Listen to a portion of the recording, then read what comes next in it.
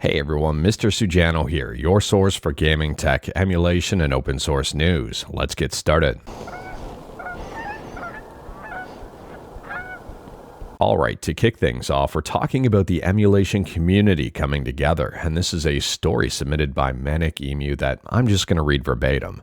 And they say here, I'm not sure if this qualifies as story worthy, but I wanted to share something that many people outside the emulation on iOS scene might not realize. Many folks know that Manic Emu, MeloNX, and Delta maintain a pretty solid working relationship. I consider the devs and teams of MeloNX and Delta personal friends. And the collaboration between our projects goes deeper than most realize, especially when it comes to coordinating moderation and managing piracy across our servers. Some observant Manic Emu users may have noticed a small dedication to Lily in our settings tab. Lily is my daughter who was stillborn on November 3rd, 2023. That dedication has been our quiet way of remembering her. This year, something happened that I never expected. On November 3rd, our community held a 10-minute moment of silence for Lily. What I didn't anticipate was that the communities of MeloNX, Delta, AltStore, and SideStore would join us. Each of their servers participated in a coordinated moment of silence for her. The quiet across the entire iOS emulation community was palpable. As her father, watching so many different projects and communities come together like that, there truly aren't words for what I felt. They go on to say, I don't know if this is the kind of thing you cover, but it was a powerful moment that says a lot about the people behind these apps and communities. And I would agree. I don't know how I wouldn't cover something like this because this is very powerful. And I also really like seeing the emulation community come together to bond together as opposed to a lot of the chaos and trauma that we normally see. Let me know your thoughts about this one in the comments below, but to me this is incredibly powerful. And speaking about Manic Emu, next up here we're talking about Manic Emu, and Manic Emu just got a big new update to version 1.8.0. For those who may not be aware, Manic Emu is an all-in-one retro game emulator for iOS. It packs powerful features while keeping a clean, sleek UI and delivering buttery smooth gameplay. So with this update, there's a bunch of fixes and brand new stuff here. They've added arcade platform support. The App Store version includes the main core, while the sideload version additionally supports FB Neo and full retro achievements integration. I would say that's pretty huge. On top of it, this one is huge. Introduced the new Azahar core for the 3DS platform. Long press a game cover to switch cores. This core restores missing features such as fast forward filters and AirPlay support. On top of that, there's a whole bunch more stuff. I mean, they've added JIT status to settings. They've increased Trigger Pro limit for non-members to 10 buttons, expanded Trigger Pro mapping to allow assigning buttons not available in the default skin. And even more, improve the visual experience in light mode. I'd prefer dark mode, but for those who like light mode, I guess it's better. If you are interested in this one and wanted to learn more about it, like everything we talk about, links will be within the GitHub link in the bottom of the description below. I don't hide my sources. And speaking about huge updates, next up we're talking about PlayStation 3 emulation with RPCS3. And RPCS3 has a brand new video on YouTube I would recommend checking out. And again, like everything we talk about, links are within that GitHub link below. Listen to the title on this one, RPCS3 Motor Storm, now playable on PC and Steam Deck. This is huge. So this game is now completely playable, and I think a lot of people are going to be excited about that news. However, it is worth noting they say here not to upscale the game too much.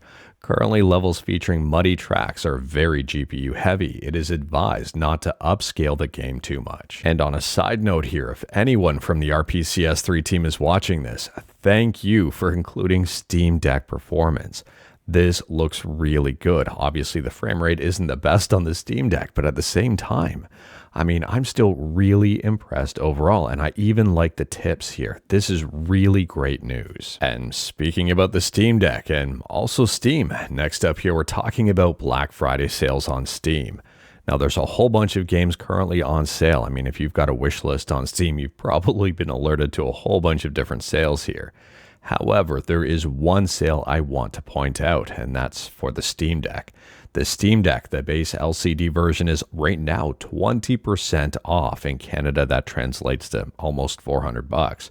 In the States, it's around $320. Now, if someone were to ask me if they should go for the LCD version over the arguably superior OLED version, I would say at this price point, absolutely yes. So right now at $320 for the 256 gig LCD model, I think that's a steal. I think that's a really good price for this handheld overall. And for reference here, I'm still rocking my day one 64 gig LCD Steam Deck. I have upgraded the thumbsticks and storage, but at the same time here, I mean, $320 for the Steam Deck, I think is a fantastic deal. However, on a side note here, if you wanted to spend the extra money to get an OLED at $549 for 512 gigs or $649 for 1 terabyte, I still think those are fantastic deals overall. It's just, to me, this one is too good to pass up for the LCD screen. But at the same time, if you really wanted that OLED and that little bit of extra performance and battery life, then yeah, go on ahead with the OLED versions. If you haven't picked up a Steam Deck, I would argue that now is a great time to pick one up. Last year was a great time to pick one up. The year before that was a great time to pick one up. And if you're waiting for the Steam Deck 2, I wouldn't hold my breath here. I don't think there's going to be one coming out for at least a year. Could be wrong with that one, but I don't think so. And continuing to talk about deals, next up here, we're talking about slippers and Kirby slippers.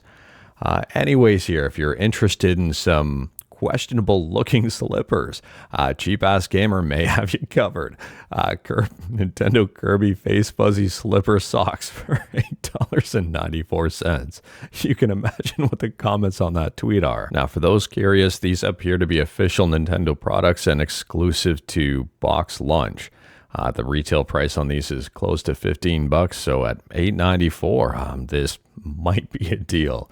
Let me know your thoughts about these in the comments below. And speaking about thoughts, next up here, if you've got some thoughts on what games should be nominated for the Steam Awards, well, now's your chance to have your voice heard.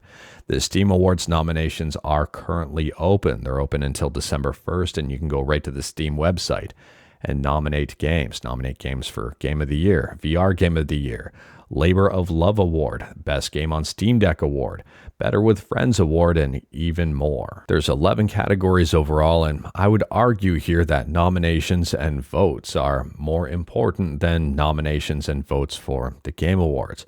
The Game Awards, when it comes down to the awards, they're only 10% of the fan votes actually count towards the award. The other 90% is from the journalists and their panels. Next up here, we're talking about a brand new emulator on the scene, and this one is called Atom Plus. They say it's a ColecoVision and Atom emulator and debugging suite for Windows and Linux. It's a modern emulator and development toolkit for the ColecoVision and Coleco Atom systems, built with Qt6 and inspired by the original Emule 2 project. The software has been completely redesigned from the ground up, focusing on stability, performance, and expandability. So at the time of filming, the latest and greatest update is Update 11 2025. The initial release was just 1 month ago with version 0.1.1025. If you've used this one, let me know your thoughts about it in the comments below. And continuing to talk about emulation, next up we're talking about PlayStation 2 emulation with ARMSX2. And if you're on Mac, you may be excited for this one, so listen to this announcement here from the ARMSX2 team. Good afternoon, everyone. I have more news to share. Despite our contrary announcement, ARMSX2 will be coming to Mac again. We know that PCSX2 will 100% be the superior option on Mac, but we received enough demand for it and thought, why not? On top of that, not just for Mac here, the team seems to be incredibly busy across the board. They're working on ARMSX1, which is PS1 emulation. They say Android and iOS downloads are coming very soon, and that's for ARMSX1.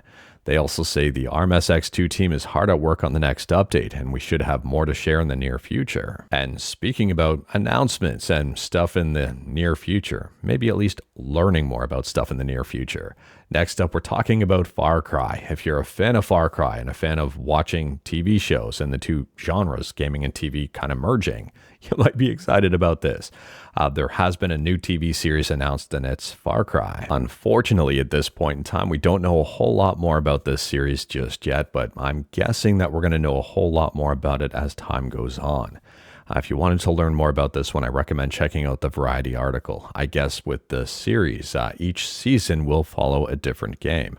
They say here each series will follow an anthology format like the games and feature a different cast and setting each season. Let me know your thoughts about this one. And speaking about hearing your thoughts, next up here, we're talking about Xbox and Crocs and a very interesting collab. And this segment I probably should have tucked behind the Kirby segment with those slippers.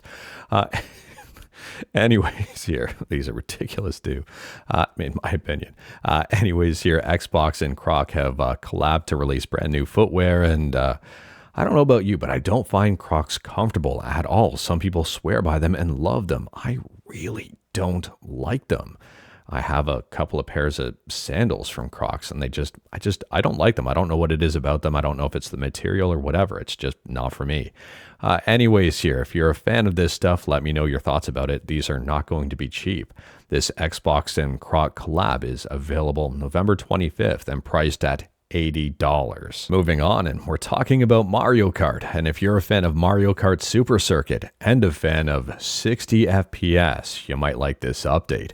Video Game Esoterica has a brand new video showcasing this ROM hack in action, and it's titled Fans Fix Mario Kart Super Circuit, a better Mario Kart. I recommend checking out this video. The 60 FPS patch is up on romhack.ing, and taking a look here at the time of filming, the latest version is version 1.0, which just dropped. And speaking about interesting videos on YouTube, next up here we're talking about Spyro 64. Not joking with you, this is a real thing. This is Spyro on the N64. And the result here, it looks pretty good. It is currently in development. It hasn't officially released just yet.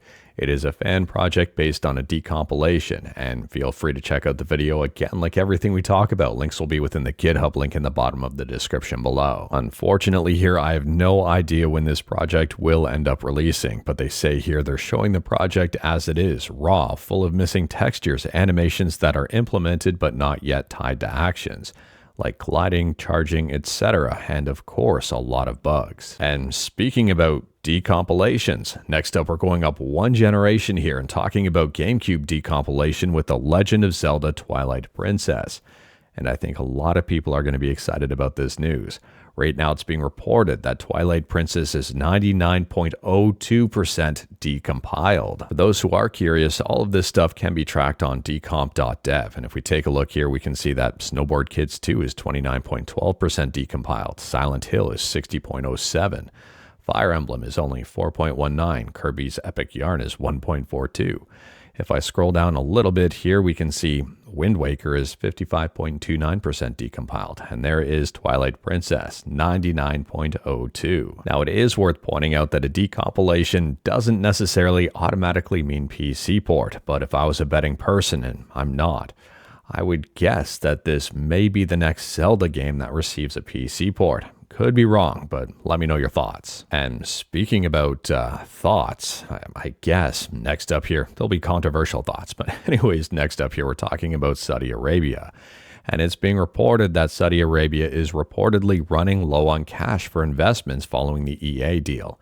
And that's for the PIF. They say several of the PIF's investments are in financial distress. EA agreed $55 billion deal to go private. Now, there's a lot of people out there saying they won't support any games or any companies that Saudi Arabia has bought into. However, it is worth noting here that they have bought into quite a bit in the gaming industry. So for those who are interested, GameSpot does have an article up that was updated on September 30th, showcasing investments from the PIF. And there are some big stuff in here. Well, no surprise, EA, but there's also Scopely, SNK, that one's also not surprising. Nintendo, and we talked about this one previously, but they've got an 8.26% investment in the company. That is huge. On top of that, there's Take-Two, so Grand Theft Auto and Red Dead and all of that stuff. Activision Blizzard. We've got Capcom and even more. Like, I would say this fund has their hand in almost everything. However, it does appear that the company will be closing their wallets for the time being and not acquiring any more. And I am curious to see what their next investment is. And speaking about investments with time, next up here, we're talking about Viewpoint 2064. And a brand new final version of this game has been preserved. There's a very interesting video up on Hard for Games that I would recommend checking out. Now, I am not going to lie here. I'm very surprised to see this final build. I never realized the game was finished, or at least very close to it. Let me know your thoughts about this one in the comments below. I would say this is a huge win for preservation. And speaking about games, last up here, we're talking about an interesting new indie game that just launched on Steam. This one's called Identifile. It's currently in early access. There is a demo available. This one, I guess if you've ever dreamt about becoming a desktop cursor defending the PC against viruses, now might be your opportunity to check it out. It is 15% off right now for early access, or there is a demo, and it's got a positive overall review score. To me, this one looks really interesting with a bunch of different mini games. Taking a look at some of the reviews, and this person says here, really fun. There are so much references in it. If you're looking for a roguelike Pokemon Ranger, you're in the right place. Played it with my old drawing tablet and it was so perfect. Next time I'll try the mouse controls for fun. And Pseudonym says, this game made me appreciate my cursor skills in ways I never thought possible. Although deep down I always knew I was a better antivirus than, well, basically every antivirus I've ever used. One more run syndrome is real with this game. If you like roguelikes, bullet hells, or just the idea of turning your OS into a dungeon crawler, this is absolutely worth your time. 10 out of 10 would frantically click again. But anyways, that is all I've got for you in this one. Straight to the point, all stuff and no fluff. We talked about a bunch today. Feel free to discuss anything we talked about in the comments below. If you like this video, leave a like. If you didn't like this video, leave a like. Hit that subscribe button. Check out my other videos. Don't tempt fate. Save your state.